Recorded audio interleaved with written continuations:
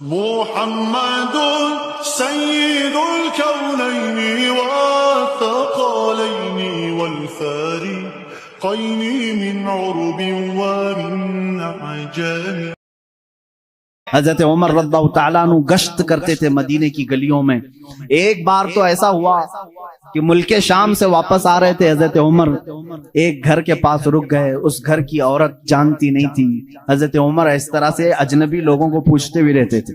یہ photo media اور social media کا دور بھی نہیں تھا کہ ہر بادشاہ کا روزانہ فوٹو چھپنا لازم ہو، نہیں جانتے تھے، بہت سارے لوگ چہرے سے بھی نہیں واقف ہوتے تھے۔ حضرت عمر وہاں رک گئے، اس خاتون سے پوچھا خلیفۃ المسلمین عمر ابن خطاب کے بارے میں جانتی ہو؟ وہ کہتی ہاں جانتی ہوں، بہت اچھا آدمی، لیکن میری اس کو خبر نہیں، میری اس کو خبر نہیں۔ کہا کیوں؟ کہا مجھ تک اس کا غلہ پہنچا نہیں ہے، میرے گھر میں بھی فاقہ ہے۔ حضرت عمر نے کہا عمر امیر المومنین وہ مدینے میں رہتا ہے، تیرے تک خبر کیسے پہنچے گی؟ اتنی دور تو رہتی ہے ملک شام کے راستے میں۔ اس بوڑھی عورت نے کہا اگر اس کو یہاں تک کی خبر نہیں پہنچ سکتی تو اسے خلیفہ بھی نہیں بننا چاہیے۔ اگر اتنے دور کی کسی غریب کی خبر اس کو نہیں پہنچتی تو اسے خلیفہ بھی نہیں ہونا چاہیے۔ حضرت عمر اس رات اتنا روئے کہ ان کی داڑھی بھیگ گئی۔ سچ کہا اس خاتون نے، گئے بازار سے سامان خرید کر اپنے کندھے پر اٹھا لائے اور اس عورت کے گھر پہنچایا۔ ایک گھر مدینے کا ایسا بھی آپ نے دیکھا جہاں رات کو عورت اپنے بچوں کو تھپک کر سلاتی تھی اور ہانڈی میں کچھ جل رہا ہوتا تھا، آگ لگی ہے ہانڈی میں، پکنے کی آواز آتی۔ حضرت عمر دیکھ رہے تھے، آواز سن رہے تھے، بچوں کو ماں کہہ رہے سو جاؤ سو جاؤ، بچے کہہ رہے ماں تو روزانہ یہی بول کے سلاتی ہے، 2 دن سے پک رہا ہے، کب پکتا ہے، ہم رات کو بھوکے سو جاتے۔ حضرت عمر دستک دیتے ہیں، اس گھر والی سے پوچھتے ہیں کیا معاملہ؟ کہا گھر میں کچھ بھی نہیں۔ پھر یہ ہانڈی میں کیا ہے؟ کہا پانی اور پتھر رکھی ہوں بچوں کو بہلانے کے لیے کہ اسی آس میں سو جائیں گے۔ حضرت عمر رضی اللہ تعالیٰ عنہ فرماتے ہیں مجھے اس کی خبر نہیں ہوئی، بیت المال میں گئے، پورا تھیلا اٹھایا آٹم کا، اناج کا، اپنے کندھے پر لے کر نکلی۔ ان کے غلام نے کہا یہ ہمیں دے دیں، ہم لے کر چلتے ہیں۔ سختی سے کہا قیامت کے دن کیا تو میرے اعمال کا بوجھ اٹھا پائے گا؟ مجھے اٹھانے دے۔ لے کر کیا ہے، نقاب باندھے ہوئے تھے اپنے چہرے پر۔ اس خاتون سے کہا میں روٹیاں پکاتا ہوں۔ گھر میں داخل ہو کر آٹا گوندھا، روٹیاں پکائی، بچوں کو جگایا، ان کا منہ دھویا، ہر روٹیاں انہیں پروسنے لگے۔ وہ خاتون کی آنکھوں میں آنسو آ گئے۔ کہا تجھ جیسا فرشتہ اللہ نے اتارا ہے، میرے گھر کئی دنوں کے بعد غذا آئی ہے۔ اس خاتون سے حضرت عمر نے پوچھا عمر کے بارے میں تمہارا کیا خیال ہے؟ عمر کے بارے میں تمہارا کیا خیال ہے؟ وہ کہتی ہے بہت نیک ہے، خلیفہ رسول ہے، لیکن کیا کروں مجھ جیسی غریب کی فریاد شاید اس تک نہیں پہنچی۔ اگر میرے بچے بھوکے مر گئے تو میں قیامت کے دن یہ شکایت ضرور کروں گی۔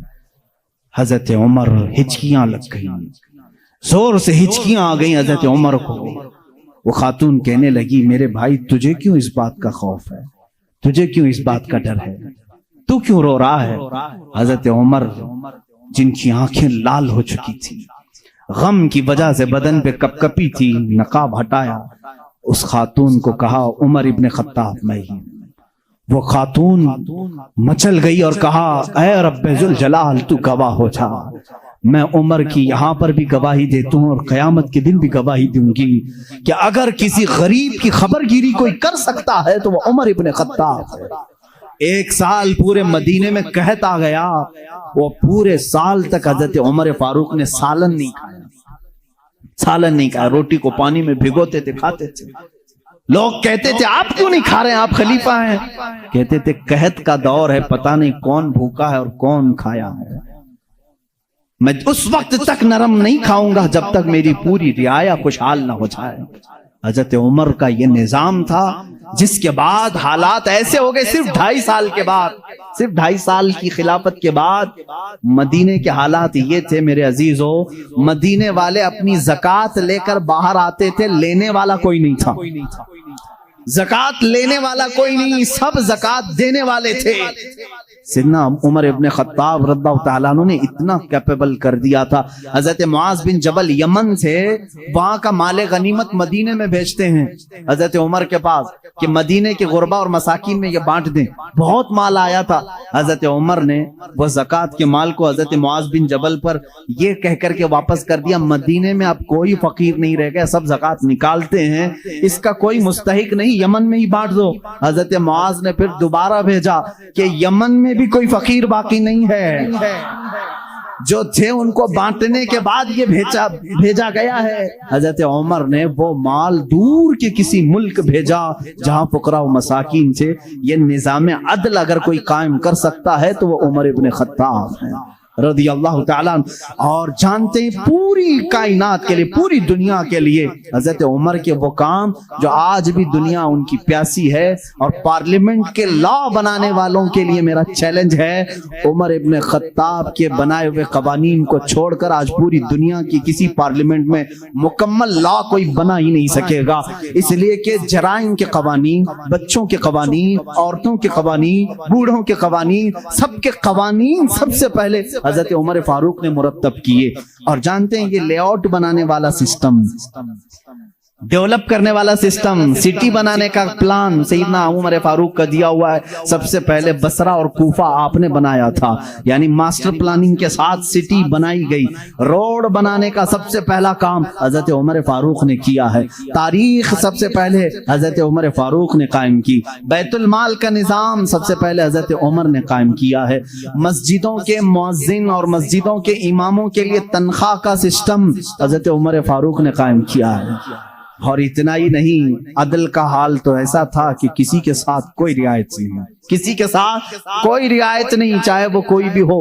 مصر کے گورنر کے بارے میں لوگوں نے صرف اتنا کہا کہ ان کے ہاں بہت قیمتی گھوڑا ہے, بہت پیسوں کا گھوڑا ہے اور ان کا لباس بہت مہنگا ہے. یہ گورنر ہیں. حضرت عمر کے پاس یہ شکایت آئی, ان کو بلایا اور بلا کر کے کہا تو رعایا کے ساتھ کیا کرنے کے لیے تجھے بھیجا گیا؟ وہاں کے پیسوں سے تو نے قیمتی گھوڑا خریدا, قیمتی لباس پہنا. وہ ان کی گورنری کو معزول کر کے 100 بکریاں خرید کر کے ان کو دیا کہ اب زندگی بھر یہ بکریاں تو چرائے گا. بکریاں چرانے پر گورنر کو رکھ دیا. یہ ان کے معاملات میں پھر کوئی کچھ نہیں کہہ سکتا تھا. بڑے بڑے صحابہ, حضرت سعد ابن ابی وقاص کو معزول کر دیا تھا. خالد بن ولید رضی اللہ تعالیٰ عنہ جن کو سیف اللہ کہا جاتا ہے, جس جہاد میں بھی وہ جاتے تھے فتح ہونا لازمی ہو جاتا تھا. یہ تو سب کو معلوم ہے. حضرت خالد بن ولید اپنی زندگی میں اتنی جنگیں کی ہیں, کوئی جنگ میں شکست نہیں ہوئی.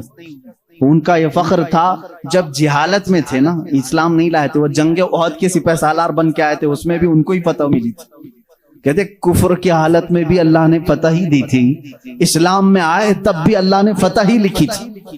حضرت خالد بن ولید ایک ایسے جرنیل کا نام ہے جس کا نام قیامت تک قائم رہے گا. لیکن حضرت عمر فاروق رضی اللہ تعالیٰ عنہ نے سپہ سالاری سے ان کو معزول کر دیا. سسپینڈ کرنا معمولی بات نہیں, لیکن حضرت عمر کیوں کرتے تھے جانتے ہیں؟ بعض لوگ اس کو نکتہ چینی کرتے ہیں, حضرت عمر اس کو ہٹائے اس کو ہٹائے. حضرت عمر فاروق رضی اللہ تعالیٰ عنہ کے پاس کچھ لوگ سفارش لے کر کے آئے, خالد بن ولید کے بغیر جہاد کا میدان کیسے ہوگا؟ ان کو آپ نے معزول کیا. کہا معزول کیا ہوں لیکن سپاہی بن کر کے وہ جائیں گے, سپاہی بن کر کے جائیں گے, سپہ سالار کوئی اور ہوگا. صحابہ نے پوچھا اس فیصلے کو لینے میں کوئی حکمت ہے امیر المومنین؟ اللہ اللہ توکل دیکھیں. امیر المومنین نے کہا ہاں ضرور حکمت ہے. میں مسلمانوں کو یہ بتانا چاہتا ہوں کہ کوئی جہاد, کوئی جنگ خالد بن ولید کی وجہ سے فتح نہیں ہوتی, اللہ کی مدد سے ہوتی ہے. سارے لوگ یہ ڈیپینڈ ہو کر کے نہ بیٹھ جائیں کہ اسی کی وجہ سے ہوتی ہے. میں اس اصول کو توڑنا چاہتا ہوں, فتح جو ملتی ہے وہ اللہ کی طرف سے ہوتی ہے. یہ یقین دینا تھا, بس اس لیے میں نے معزول کیا ہے. اور یقین توکل ایسا حضرت عمر فاروق رضی اللہ تعالیٰ عنہ کا کتابوں میں لکھا ہے. مصر کے گورنر انہوں نے ایک بری رسم کے متعلق خط لکھ کر کے بھیجا. دریائے نیل سوکھ جاتا تھا ہر سال, وہاں کے لوگ اپنی 16 سال کی ایک نوجوان لڑکی کو ذبح کرتے, اس کی بلی چڑھاتے تھے اور خون جو ہے دریائے نیل میں بہاتے. ان کا عقیدہ تھا بلی دینے کے بعد پھر دریا جوش مار کر اوپر آ جاتا تھا. ہر سال ایسا ہوتا تھا. انہوں نے جب اسلامی حکومت وہاں آ گئی تو لوگوں نے وہاں کے گورنر سے، جو مسلمان تھے، صحابی تھے، ان سے پوچھا ہر سال ہمارا معمول ہے، اس سال بھی آپ اجازت دیں، جلوس نکالیں گے، ایک لڑکی کو ذبح کریں گے، اس کا خون ڈالیں گے۔ انہوں نے کہا میں تو یہ کام نہیں کروں گا، اور اگر ایسا ہے تو دیکھا جائے گا۔ وہ خاموش رہے۔ دریائے نیل حقیقت میں سوکھ گیا، پانی نیچے چلا گیا، لڑکی کی بلی نہیں دی۔ تو یاد رکھنا شیطان اس طرح کی حرکتیں تمہیں کر کے دکھایا تاکہ تمہارا عقیدہ خراب ہو جائے۔ اس گورنر نے حضرت عمر کے پاس خط لکھا کہ اس کا کیا کروں، یہ کیسے حل نکالوں۔ حضرت عمر فاروق رضی اللہ تعالیٰ عنہ نے جواب میں 2 خط بھیجے، ایک گورنر کے نام اور ایک دریائے نیل کے نام۔ دریائے نیل دریا ہے، کیا دریا بھی خط پڑھتا ہے؟ دریا بھی بات چیت کرتا ہے؟ ہاں، رسول کے غلاموں کے ساتھ ہر چیز بات چیت کرتی ہے، ہر چیز بات چیت کرتی ہے۔ حضرت عمر نے ایک خط گورنر کے نام پر لکھا، تم فکر مت کرو، تم اپنے کام پر باقی رہو، رسول اللہ کی شریعت کا نفاذ قائم رہے، اور رہی بات دریا جو سوکھتا ہے، میں اس کو لیٹر لکھ رہا ہوں۔ اس کو خط لکھا، کیا بسم اللہ الرحمن الرحیم، اے نیل، یہ خط عمر ابن خطاب رسول اللہ کے خلیفہ کی طرف سے دریائے نیل کے لیے۔ میں کہتا ہوں اے نیل، اگر تو اپنی مرضی سے بہتا ہے تو ہمیں تیرے پانی کی ضرورت نہیں، اور اگر تو اللہ کے حکم سے بہتا ہے تو عمر ابن خطاب رسول کی خلافت کو جو قائم کیا ہے، حکم دیتا ہے کہ اللہ کے حکم سے جاری ہو جا۔ اتنا لکھا اور کہا یہ دریائے نیل کو دینا اور یہ مصر کے گورنر کو دینا۔ خط لے کر کے قاصد آیا، قاصد نے گورنر کو خط پکڑا ہے، گورنر کے نام پر تھا، وہ پہنچا، دریائے نیل کے نام پر تھا جو دریائے نیل کو دیا گیا۔ اس وقت موجود مصر کے سارے لوگ شاہد ہیں، اسی وقت دریائے نیل کا پانی جوش مار کر 16 گز اوپر آ چکا تھا۔ آج تک دریائے نیل دوبارہ کبھی نہیں سوکھا، 14 صدیاں گزر گئی۔ میں خود دریائے نیل کی کشتی کی سواری کر چکا ہوں۔ مصر میں 5 سال تک قاہرہ میں پانی برستا نہیں، بارش نہیں آتی۔ 5 سال، تقریباً 4 سال تک رہے، ایک دن بھی بارش نہیں دیکھی۔ 5 سال تک بارش نہیں آتی، لیکن دریائے نیل میں جاؤ تو لبالب بھرا رہتا ہے۔ ایسا لگتا ہے کہ خط کا اثر آج بھی باقی ہے۔ رسول اللہ کے غلاموں کی حکومت ہر شے پر قائم ہے، ہر شے پر قائم ہے۔ اللہ کے نبی صلی اللہ علیہ وسلم کے ان خلفاء نے پوری دنیا پر حکومت کی، کیوں نہ حکومت کریں؟ اس لیے کہ یہ تابع تھے اللہ اس کے رسول کے، تو اللہ نے یہ وعدہ کیا ہے ان تنصروا اللہ ینصرکم، اگر تم اللہ کے دین کی مدد میں لگے رہو، اللہ پوری کائنات کو تمہاری مدد میں لگا دے گا، تمہاری مدد میں لگا دے گا۔ وہ صحابہ کیسے تھے جو میڈیٹرین سی آج بھی موجود ہے، بحر متوسط، عرب سے یورپ میں جانا تھا۔ کچھ صحابہ اکرام وہ بھی ہیں جنہوں نے ایک دریا کے پاس آ کر گھوڑے روک لیے، دریا سامنے، سمندر ہے، ادھر کے کنٹری میں جانا ہے، کشتیاں کسی کے پاس نہیں۔ جو جرنیل صحابی تھے، سپہ سالار، سبوں نے کہا کیا کریں، یہاں دریا کشتی کوئی نہیں لایا، ہم واپس چلیں، دوسرا کوئی راستہ دیکھیں۔ اس صحابی نے کہا بہت لمبا سفر کر کے آئے، واپسی کا کوئی راستہ نہیں ہو سکتا۔ کہا سامنے سمندر ہے، کہا ہم رسول کے غلام ہیں، رسول کریم صلی اللہ علیہ وسلم کے غلام ہیں، بھلا آج تک کوئی آندھی ہمارا راستہ روک سکی ہے، کوئی طوفان ہمارا منہ موڑ سکا ہے؟ اس صحابی نے ایسی تقریر کی اور صحابہ نے پوچھا کرنا کیا ہے یہ تو بتائیں۔ سپہ سالار صحابی نے کہا اللہ کا نام لو، گھوڑے دوڑاؤ، سمندر میں چلتے چلو۔ وہ صحابہ کہتے ہیں سپہ سالار صحابی آگے بڑھتے رہے، سمندر میں گھوڑے دوڑتے رہے، یہاں تک کہ پورے سمندر کا سفر طے ہو گیا، کسی گھوڑے کی ٹاپ پر ایک بوند پانی تک نہ لگا۔ دشت تو دشت ہے، اقبال نے اسی کے لیے کہا دشت تو دشت ہے، دریا بھی نہ چھوڑے ہم نے، بحر ظلمات میں دوڑا دیے گھوڑے ہم نے۔ دی اذانیں کبھی یورپ کی کلیساؤں میں تو کبھی افریقہ کے تپتے ہوئے صحراؤں میں، آ گیا عین لڑائی میں گر وقت نماز، قبلہ روحوں کے زمین بوس ہوئی قوم حجاز، ایک ہی صف میں کھڑے ہو گئے محمود و ایاز، نہ کوئی بندہ رہا نہ کوئی بندہ نواز۔ یہ ہماری تاریخ ہے، یہ ہماری شان ہے۔ سیدنا عمر ابن خطاب رضی اللہ تعالیٰ عنہ کے دور خلافت کے سنہرے کام بہت طویل ہے میرے عزیزو۔ اس نظام عدل کو میں آج بھی چیلنج کرتا ہوں، غسان غسان کا ایک بادشاہ اسلام میں آیا ہے، اسلام قبول کر کے آیا ہے، حج کے لیے نکلے خوشی میں سارے مسلمان، حضرت عمر بھی اس میں ساتھ میں تھے، خلیفہ تھے۔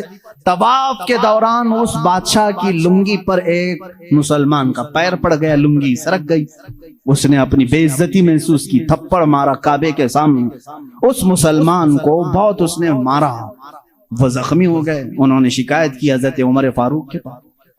عادل، وہ عدل کی پیکر جو نظام رسول سے ذرا برابر ہٹ کر کبھی فیصلہ نہیں کرتے۔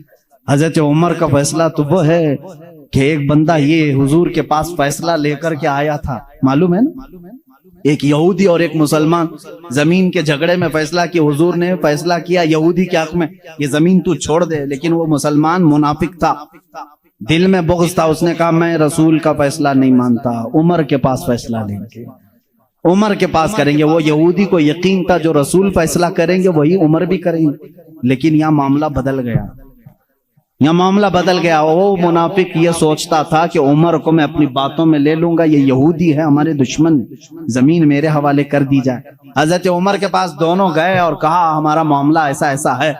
اس یہودی نے کہا اے عمر ایک بات سن لو، یہ فیصلہ تمہارے نبی کے پاس ہوا تھا۔ کہا انہوں نے کیا کہا میرے حق میں انہوں نے زمین کا فیصلہ کیا۔ پھر اس نے کیا کیا؟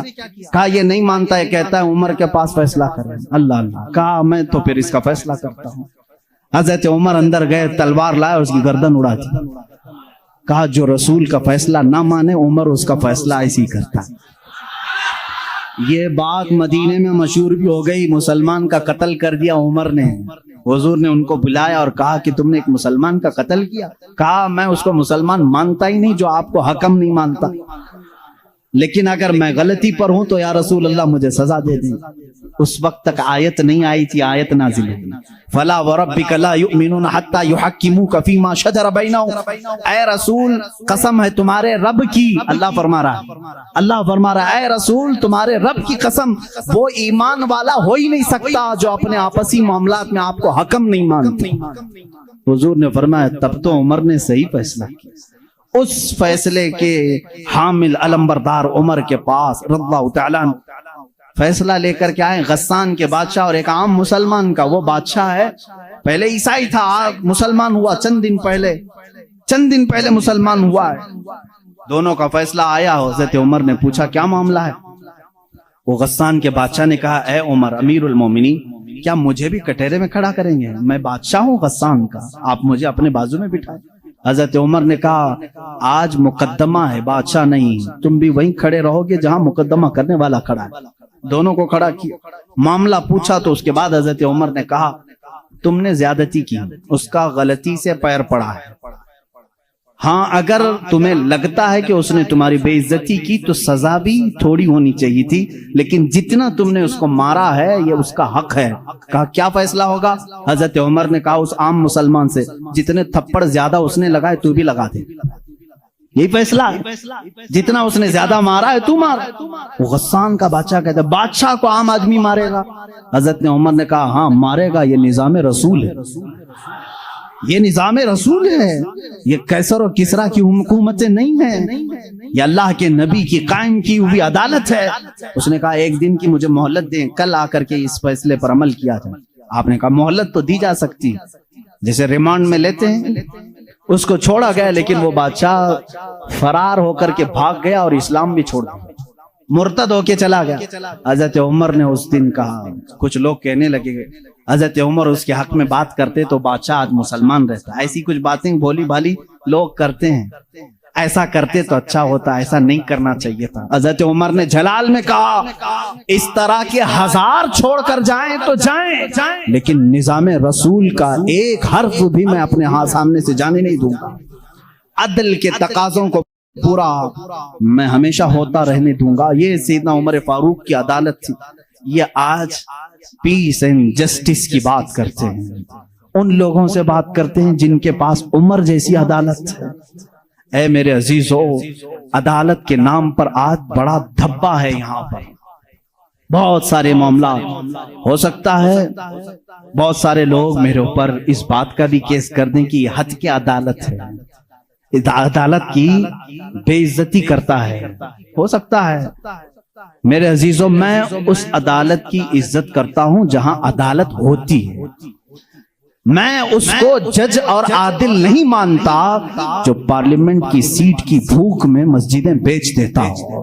میں اس کی عدالت کو نہیں تسلیم کرتا جو ایک قلیل جماعت کو نظر انداز کر کے حاکم پارٹی کی طرف بولتا ہے.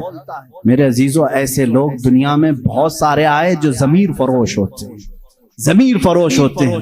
ہندوستان بھی اسی ڈگر پر چلنے لگ گیا. اب تک دنیا کی سب سے بڑی ڈیموکریسی، سب سے بڑی جمہوریت ہندوستان میں تھی، جہاں پر نظام ایسا تھا. ہمارا عدلیہ کا نظام بہت اچھا تھا. ہماری کورٹ جتنی تھی، یہاں پر سب کے ساتھ برابر کا سلوک کیا جاتا تھا، ہندو ہو مسلم ہو. آج بھی بہت سارے جج ہیں جو اوتھ لیتے ہیں کہ میرا دین، میرا مذہب، میرا سب کچھ انصاف ہوگا، سمویدھان ہوگا، میں سامنے کسی کو نہیں دیکھوں گا. دیکھتے نہیں آپ، جج کے سامنے پٹی باندھے ہوئے ایک مورتی کو رکھا جاتا ہے. کیوں؟ قانون جب بھی ہوتا ہے وہ سامنے والے کو دیکھ کر کے نہیں، اس کے پروف ثبوت دیکھ کر کے. لیکن یہاں پر اب عام بچے کو بھی بیوقوف بنایا جا رہا ہے. میں اس بات کی آواز اٹھانا چاہوں گا، اس ظلم کو بند کرو، اس ظلم کو بند کرو. اور یہ ڈکٹیٹرشپ جو لائی جا رہی ہے، اس جمہوریت کو ختم کر کے، قتل کر کے، دیکھنا چند دنوں کے بعد یہ سارے نظام ختم کرنے کی بات کریں گے. آج مسلمانوں کے خلاف ایک زہر پھیلایا جا رہا ہے، اسی طرح چند دنوں کے بعد اب دلتوں کی باری آئے گی. اس لیے کہ دلتوں کو بھی ایک آنکھ نہیں بھاتے، یہ کبھی پسند نہیں کرتے. یہ 2000 سال پرانا نظام منوسمرتی کا لانا چاہتے ہیں، جہاں صرف چند لوگوں کی حکومت ہوگی. جانتے ہیں، تاریخ اٹھا کر کے پڑھو، اسی سرزمین پر ایسے ظلم کیے گئے ہیں جہاں چند برہمنوں نے کم ذات کے لوگوں کے کان کاٹے ہیں، جہاں لوگوں کے کانوں میں گرم تیل ڈالے ہیں. اسی سرزمین پر کم ذات کے لوگوں کو کوڑا کرکٹ میں گھر بنانے پر مجبور کرتے تھے. جہاں اعلیٰ ذات کے لوگوں کے پیشاب پاخانے ہوتے تھے، وہاں دلت برادری کو رکھنے پر ہی مجبور کرتے تھے. ہر ایک کے گلے میں رسی باندھ کر ایک مٹکا لٹکاتے تھے کہ تھوکنا ہے تو دلت زمین پر تھوک نہیں سکتا، اس مٹکے میں تھوکے گا، اس لیے کہ اس کا تھوک زمین پر پڑے تو یہ اپشگن سمجھتے تھے. اس پورے نظام کو، یہاں پہلے ہندوستان میں یہ ساری چیزیں چلی ہیں، کاسٹزم، ذات برادری، اونچ نیچ کے معاملات چلتے رہے. لیکن میں سمجھتا ہوں کہ ہندوستان کو جب آزادی ملی، بھارت کو جو آزادی ملی 1947 کے بعد، سبوں نے مل کر کے ایک سمویدھان بنایا تھا، عدل و انصاف کا سب لوگوں نے حلف اٹھایا تھا، اس میں سب کا حصہ برابر کا ہوگا، سب لوگوں نے قربانی دی ہے، سب کے لیے نظام یکساں ہوگا، برابر ہوگا، اور سب کی دین کا، سب کے ریلیجین کا مان سمان کیا جائے گا. لیکن اب جو حالات ہیں میرے عزیزو، یہ دوسری ڈگر پر چل پڑے. اب یہاں پر اس سمویدھان کو یہ ختم کرنے کی بات کر رہے ہیں جو امبیڈکر کی سرپرستی میں بنائے گئے تھے، اس کو ختم کر کے یہ نئے سمویدھان کی بات کرنے جا رہے ہیں. چند دنوں کے بعد یہ ووٹنگ پاور بھی ختم کرنے کی بات کریں گے. تم سب کو ووٹ دینے کا بھی حق نہیں ہوگا، ٹھہرنے کی، امیدوار ہونے کی بات تو دور ہے. میں اس نظام کی کھلم کھلا مخالفت کرتا ہوں اور مذمت کرتا ہوں. میں مذمت کرتا ہوں. ہمارے لیے وہی بھارت اور وہی ہندوستان اچھا ہے جو ہمارے بڑوں نے اپنے خون کی قربانی سے آزاد کیا ہے. آپ سب اسی بھارت کو تسلیم کریں گے یا نئے نویلے بھارت کو؟ ہم اس نوے نویلے بھارت کو جس ڈگر پر یہ لے جا رہے ہیں کاسٹزم کی پر، ہم اس کو نہیں تسلیم کرتے. ہم اس بھارت کو، اس سمویدھان کو مانتے ہیں جہاں عدل سب کے لیے برابر ہو، سب کے لیے برابر ہو. سپریم کورٹ کو آزاد رکھا جائے، وہ سب کے ساتھ برابر کا انصاف کر سکے، چاہے وہ تخت پر بیٹھا ہوا آدمی ہو، چاہے وہ غریب آدمی ہو، سب کے ساتھ برابر کا عدل کر سکے. ہندوستان ہی کی بات میں اگر بتاؤں، یہاں پر ایک بادشاہ ایسا بھی گزرا جس کے ایک تیر سے ایک بچے کی موت ہو گئی تھی. ایک بچے کی موت ہو گئی. عورت جو بچے کی ماں تھی وہ مقدمہ کر دی چیف جسٹس کے پاس. اس وقت کے جو چیف جسٹس تھے قاضی سراج الدولہ، انہوں نے طلب کیا بادشاہ کو طلب کیا. اسی ہندوستان کی بات کر رہا ہوں. عورت ایک جگہ کھڑی ہے، وقت کا بادشاہ ایک جگہ کھڑا ہے. عورت نے کہا میرے بچے کو ان کے تیر سے موت ہو گئی. بادشاہ شکار کھیل رہا تھا، چوک کے تیر لگ گیا. بادشاہ نے کہا ہاں میرا تیر لگا تو ہے، گواہ بھی ہیں، سپاہی بھی گواہ ہیں، عورت بھی گواہ ہے۔ دو آپشن ہوتے ہیں موت کے بعد، کسی کا کچھ قتل ہو گیا انجانے میں، چوک کر اگر قتل ہو گیا، دو آپشن اسلام دیتا ہے۔ اس عورت کو قاضی نے کہا تیرے پاس دو آپشن ہے، چاہے تو اپنے بچے کی موت پر دیت لے لے، کچھ پیسے لے لے بادشاہ سے اور اسے معاف کر دے، یا چاہے تو جان کے بدلے جان لے لے۔ بادشاہ کی جان بھی لے سکتی ہے، قاضی نے فیصلہ سنا تھا، یہ نہیں کہ بادشاہ کو چھوڑ دینا ہے، دونوں آپشن عورت کے اوپر۔ وہ عورت نے جب دیکھا کہ عدل کا یہ پیکر اسلامی نظام ہے، بادشاہ کے تیر لگا ہے اور قاضی صحیح صحیح فیصلہ دے رہا ہے، اس عورت نے کہا اگر یہ قاضی آج اس طرح کا صحیح فیصلہ دے رہا ہے تو اس طرح کے بادشاہ کی وجہ سے ہی، بادشاہ ایسا ہوگا اسی لیے قاضی ایسا ہے۔ اس عورت نے کہا میں اس بادشاہ کی جان بخشتی ہوں، میرے بچے کے لیے جو دیت بنتی ہے وہ بادشاہ مجھے دے دے۔ بادشاہ نے جتنی دیت بنتی تھی اس سے زیادہ اسے دیا، اور جب یہ معاملہ ختم ہوا تو بادشاہ قاضی کے پاس آیا، قاضی کے پاس آیا اور اپنا جبہ کھولا، اس میں خنجر تھا، خنجر نکالا، کہا قاضی، وہ اس وقت کے سپریم کورٹ کا چیف جسٹس تھا قاضی۔ بادشاہ کیا کہتا جانتے ہو؟ مجھے جب پتا چلا میرے اوپر مقدمہ ہے اور مجھے معلوم تھا میرے تیر سے ایک بچہ فوت ہوا ہے، میں آج کورٹ میں آ رہا تھا، میں ساتھ ہی خنجر لے کے چلا۔ قاضی نے پوچھا کیوں لے کے چلے؟ کہا میں یہ دیکھنا چاہتا تھا کہ اگر فیصلہ قرآن و حدیث کے مطابق ہو تو ٹھیک ہے میں مان لوں، اور ذرا برابر اگر بادشاہ کا خیال کر کے قاضی نے کیا تو اسی خنجر سے قاضی کو قتل کر دو۔ بادشاہ نے یہ کہا، قاضی مسکرایا اور اپنے گدے سے اٹھ گیا اور چادر ہٹائی، نیچے بہت بڑا کوڑا تھا۔ کہا بادشاہ تمہیں معلوم ہے میں آج پہلی مرتبہ اس کرسی پر آنے کے بعد، اس گدے پہ آنے کے وقت کوڑا نیچے لے کر بیٹھا ہوں۔ کہا کیوں؟ کہا میں نے اسی وقت طے کر لیا کہ بادشاہ کو کٹہرے میں کھڑا کروں گا اور فیصلہ قرآن و حدیث کے مطابق سناؤں گا، اگر بادشاہ مان لیا تو ٹھیک، ورنہ میں اس کوڑے سے اسے منواؤں گا۔ یہ نظام اسلام تھا، یہ عدل کے تقاضے تھے۔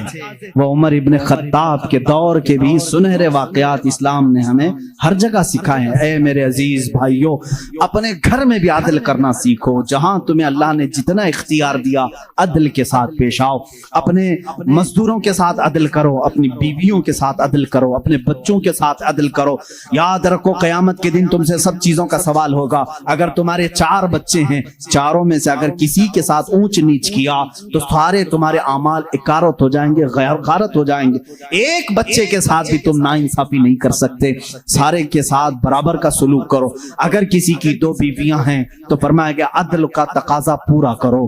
ماں باپ اگر دونوں ہیں تو دونوں کے ساتھ عدل کا تقاضا پورا کرو۔ یہ نہیں کہ ماں کی طرف جھکاؤ ہو گیا باپ کو گالیاں دیتا ہے، یا باپ کی طرف ہو گیا ماں کو کوستا ہے، نہ، سب کے ساتھ عدل اسلام سکھاتا ہے۔ تم اگر کسی کمپنی کے مالک ہو، فیکٹری کے مالک ہو، مزدوروں کے ساتھ عدل کرو، اس لیے کہ قیامت کے دن اس سے بھی تمہارا سوال ہوگا۔ عدل اسلام سکھاتا ہے۔ وہ عمر ابن خطاب رضی اللہ تعالیٰ عنہ کی زندگی پاک سے ہمیں ملے ہیں۔ میرے عزیزو، مجھے وقت تاخیر سے یہاں تک پہنچ چکا ہے اور میں سمیٹوں گا تو میں سمجھتا ہوں عثمان ابن عفان اور حیدر کرار رضی اللہ تعالیٰ عنہما کی ذات کے ساتھ ناانصافی ہو جائے گی، اور میں قطعاً یہ نہیں چاہتا کہ ان بزرگ ہستیوں کے ساتھ جہاں ایک ذوالنورین ہے تو دوسرا حیدر کرار ہے، جن کی ذات 2 جملوں میں کمپلیٹ نہیں ہو سکتی، 2 باتوں میں مکمل نہیں ہو سکتی، اس لیے تھوڑی سی قربانی کے ساتھ کل کی ایک اور رات ہم انشاءاللہ ان خلفاء کی زندگی پر گفتگو کریں گے۔ اس لیے کہ میرا معمول تو یہ تھا کل کا دن میں نے پورے اہل بیت کے لیے وقف کرنا تھا، لیکن خلفاء راشدین کی بات کے بعد انشاءاللہ العزیز اہل بیت اطہار کی بھی زندگی ہم ذکر کریں گے۔ ان 2 ہستیوں کی میں نے مختصر جھلکیاں آپ کے سامنے رکھی۔ خلاصہ خلاصہ کلام زندگی میں دو باتیں آج لے کر کے جاؤ، ایک صدیق کی صداقت، دوسرے عمر کی عدالت۔ اگر یہ زندگی میں آ گئی تو سمجھ لو اقبال نے کیا کہا ہے جانتے ہیں؟ شاعر مشرق کہتے ہیں سبق پڑھ پھر صداقت کا، عدالت کا، سخاوت کا۔ سبق پڑھ پھر صداقت کا، عدالت کا، سخاوت کا، لیا جائے گا کام تجھ سے دنیا کی امامت کا، لیا جائے گا کام تجھ سے دنیا کی امامت کا۔ مطلب یہ ہے جس کے اندر تین چیزیں آ گئی، صدیق کی صداقت آ گئی، عمر کی عدالت آ گئی، عثمان کی سخاوت آ گئی، تو پھر کوئی اسے فکر کی ضرورت نہیں، اب قوم اس سے امامت کا ہی کام لیا کرے گی، اس لیے کہ وہ ہر ایک کا امام بننے کے قابل ہوگا جس کے اندر یہ تین چیزیں آ گئی، صداقت، عدالت اور سخاوت۔ آج ان تین چیزوں کے اوپر محنت کرو میرے عزیزو۔ صداقت کا تقاضا یہ ہے حق بولو، حق پر قائم رہو، حق بولنے کے لیے کسی سے خوف نہ کھاؤ، جب تک زبان چل رہی ہے بولو۔ میں تو یہی سمجھتا ہوں، میرا مذہب، میرا مسلک یہی ہے، میں حسینی ہوں، حق گو ہوں، میں حسینی ہوں، وفادار ہوں، میں حسینی ہوں، شجاعت کا علمبردار ہوں، یہ ہمارے نعرے ہونے چاہیے۔ میں حسینی ہوں، یزید کے ہاتھ میں ہاتھ دینے والا نہیں، میں حسینی ہوں، حکومت کے دباؤ میں آنے والا نہیں، میں حسینی ہوں، ظلم کا ساتھ دینے والا نہیں، میں حسینی ہوں، مظلوموں کے ساتھ رہنے والا ہوں۔ اسی طرح آپ سب یہ بھی نعرہ لگائیں گے میں صدیق کی صداقت کا علم بردار ہوں، بات 50,000 کے مجمع میں بھی وہی کروں گا اور 5 لوگوں کے مجمع میں بھی وہی کروں گا۔ اگر 5 مسلمان ہیں تب بھی میں کہوں گا اللہ سب سے بڑا ہے، تخت پر مجھے بٹھایا جائے تب بھی کہوں گا اللہ سب سے بڑا ہے۔ یہ صدیق کا مزاج ہمیں دیتا ہے، صدیق کی ذات سے جو مزاج ہمیں ملتا ہے وہ یہ ہے اگر تم تخت پر بیٹھو تب بھی یہ کہو اللہ سب سے بڑا ہے، اور اگر تم اپنے گھر میں ہو تب بھی کہو اللہ سب سے بڑا ہے۔ اور عمر کا مزاج کیا کہتا ہے جانتے ہو؟ ایک بار آپ کو لوگوں نے امیر المومنین کا نعرہ لگایا جب بیت المقدس فتح ہوا تھا، اللہ اللہ آپ رو پڑے، سارے لوگوں کو جمع کیا، ایک اونچے ٹیلے پر کھڑے ہو گئے، خطبہ دیا، رونے لگے، اے مسلمانوں آج تم نے مجھے امیر المومنین کہہ کے پکارا ہے، امیر المومنین کہہ رہے ہو، سنو میں اپنی حیثیت بتاتا ہوں، میری ذات کیا ہے، میں خطاب کا وہی بیٹا عمر ہوں۔ آپ کے باپ کا نام کیا تھا؟ خطاب۔ حضرت عمر کہتے ہیں میں خطاب کا وہی بیٹا عمر ہوں جس سے بچپن میں 2 بکریاں بھی نہیں سنبھالی جاتی تھی۔ میرے باپ مجھ کو 2 بکریاں دے کر بھیجتے تھے، میں انہیں سنبھالنے کے لیے جاتا، کبھی ایک ادھر بھاگتی کبھی وہ ادھر بھاگتی۔ میرے باپ بڑے سخت تھے، مجھے گھونسے مارتے تھے، مجھے تھپڑ مارتے تھے، میں بارہا میرے باپ کی مار کھایا ہوں، مجھ سے 2 بکریاں نہیں سنبھالی جاتی تھی۔ اور آج حالت یہ ہے 25 لاکھ مربع میل پر تنہا عمر فاروق کی زمان میں حکومت ہے۔ مجال ہے ملک شام میں کوئی آواز اٹھا سکے، مجال ہے کوئی یمن میں آواز اٹھا سکے، مجال ہے کوئی مصر میں آواز اٹھا سکے، مجال ہے کوئی عراق میں آواز اٹھا سکے، کسی کی آواز نہیں اٹھتی۔ بیک وقت اس زمانے کی 7 کنٹریوں کو تنہا مدینے میں بیٹھ کر کے وہ دیکھ رہے تھے۔ نہاوند میں جنگ ہو رہی ہے، نہاوند میں جنگ ہو رہی ہے، ایک صحابی ہیں ساریہ، ان کو عمر فاروق مسجد نبوی میں خطابت کے درمیان پکار کر کہتے ہیں یا ساریہ الی الجبل، یا ساریہ الی الجبل، یا ساریہ الی الجبل۔ مدینے میں حضرت عمر فاروق جمعہ کا خطبہ دے رہے ہیں اور پکار رہے ہیں ساریہ پہاڑ کی طرف جاؤ، پہاڑ کی طرف جاؤ، پہاڑ کی طرف جاؤ۔ مسجد میں بیٹھے ہوئے کسی کو کچھ سمجھ میں نہیں آیا۔ 1 مہینے کے بعد وہ لشکر نہاون سے آیا، پوچھا گیا کیا ہوا تمہارے ساتھ؟ حضرت ساریہ اس جنگ کے سپہ سالار تھے، کہتے ہیں قریب تھا کہ ہم شکست کھا جاتے، ہم لٹ جاتے، جمعہ کا وقت تھا، عین دوپہر کے وقت پہاڑوں کے اوپر سے ہمیں آواز آنے لگی، اے ساریہ پہاڑ کی طرف آ جاؤ، پہاڑ کی طرف آ جاؤ، پہاڑ کی طرف آؤ۔ ہم اس آواز کو لبیک کہتے ہوئے چڑھے، اللہ نے ہمیں فتح یابی عطا فرمائی۔ اے میرے عزیزو، مسلمان کہتے ساریہ تجھے معلوم ہے یہ آواز کسی اور کی نہیں، وہ مدینے سے بیٹھ کر عمر فاروق نے تمہیں پکارا تھا۔ جب رسول اللہ کا یہ غلام، رسول اللہ کے یہ غلام مسجد نبوی کے منبر سے آواز دے کر کے ملک شام کے نہاوند میں مدد کر سکتے ہیں تو پھر میں یہ کیوں نہ کہوں ہم ہم یہاں سے پکارے وہ وہاں سے سنے، مصطفیٰ کی سماعت پہ لاکھوں سلام، دور و نزدیک کے سننے والے وہ کان لالے کرامت پہ۔ یہ ہمارا عقیدہ ہے۔ بریلی کے امام نے جو عقیدہ دیا وہ بریلی کا نہیں، وہ مدینے کا عقیدہ ہے۔ میں اس خلیفہ وقت کی بات کر رہا ہوں جس کے راستہ گزرنے کے متعلق میرے آقا فرماتے ہیں جس راستے سے عمر گزرے شیطان نہیں گزرتا، شیطان نہیں آتا۔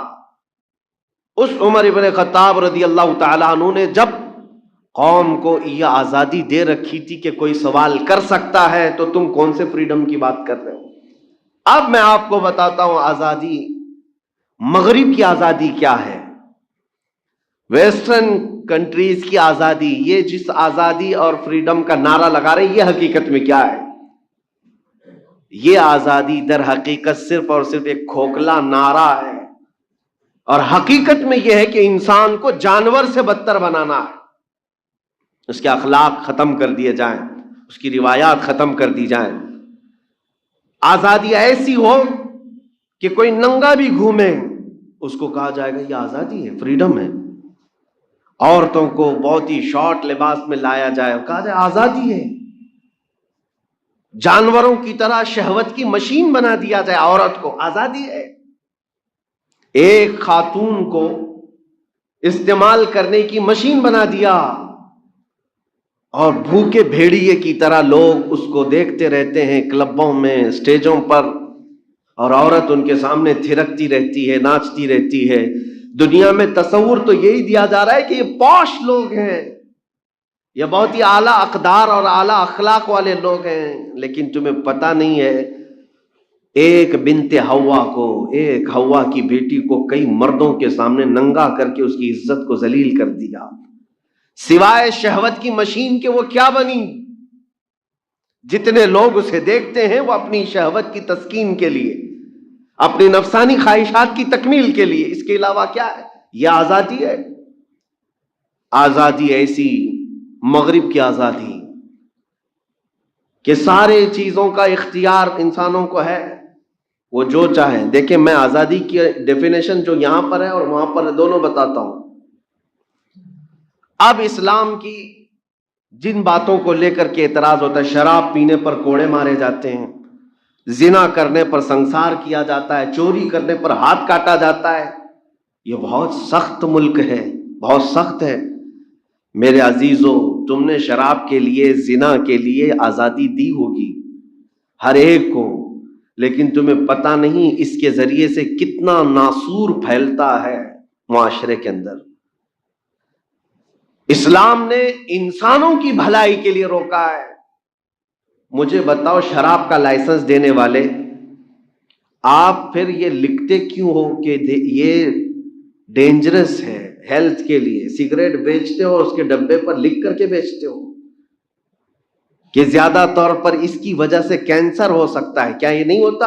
ہر سگریٹ کے پیک پر یہ لکھا جاتا ہے کہ اس کے ذریعے سے کینسر ہو سکتا ہے، اور بیچتے بھی ہو، لائسنس بھی دیتے ہو۔ یہی تو ان میں اور اسلام میں فرق ہے۔ اسلام نے جہاں بندوں کی ہلکی بھی تکلیف اور نقصان دیکھا اس پر پابندی لگا دی، اور قرآن نے کہا لا تلقوا بأیدیکم الی التہلکہ، اپنے آپ کو ہلاکت میں مت ڈالو۔ یہ آزادی نہیں ہے کہ تمہیں زہر پینے کے لیے چھوڑ دیا جائے، تمہیں اپنے آپ کو برباد کرنے کے لیے چھوڑ دیا جائے۔ آزادی یہ نہیں ہے۔ مغرب کی آزادی اور اسلام کی آزادی میں بہت بڑا فرق ہے میرے عزیزوں۔ آج میں دنیا کو یہی بتانا چاہتا ہوں، جن آزادی کے نعروں میں آ کر تم جس کو چاہے اس کو ہرٹ کرتے ہو، ذرا کبھی اپنی ماں پر بھی اس آزادی کا استعمال کر کے دکھاؤ، کبھی اپنی بیٹی اور اپنے بہنوں پر بھی اس آزادی کا استعمال کر کے دکھاؤ۔ یہ نہیں کریں گے۔